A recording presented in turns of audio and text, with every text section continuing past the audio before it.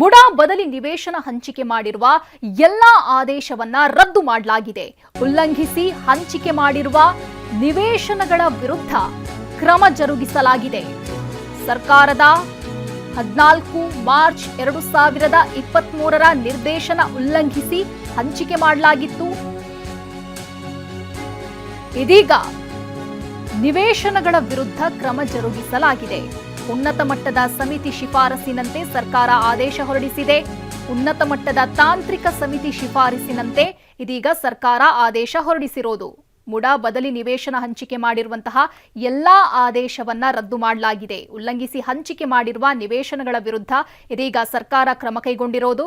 ಸರ್ಕಾರದ 14 ಮಾರ್ಚ್ 2023ರ ನಿರ್ದೇಶನ ಏನಿದೆ ಅದನ್ನ ಉಲ್ಲಂಘಿಸಿ ಹಂಚಿಕೆ ಮಾಡಿರುವಂತಹ ನಿವೇಶನಗಳ ವಿರುದ್ಧ ಇದೀಗ ಕ್ರಮ ಕೈಗೊಂಡಿರೋದು ಸರ್ಕಾರ.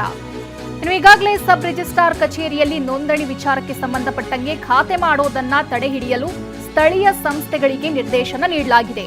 ನೋಂದಣಿಯಾಗಿರುವ ಬದಲಿ ನಿವೇಶನಗಳ ಖಾತೆ ತಡೆಗೆ ಸರ್ಕಾರ ಇದೀಗ ನಿರ್ದೇಶನ ನೀಡಿದೆ. ಸರ್ಕಾರದ ಮಾರ್ಗಸೂಚಿ ಬರುವವರೆಗೆ ಕ್ರಯಪತ್ರ ನೀಡದಂತೆ ಸೂಚನೆ ನೀಡಲಾಗಿದೆ. ಈಗಾಗಲೇ ಖಾತೆ ಆಗಿದ್ರೆ ನಿಯಮಾನುಸಾರ ಖಾತೆ ರದ್ದುಪಡಿಸಲು ಸರ್ಕಾರ ಸೂಚನೆ ನೀಡಿದೆ.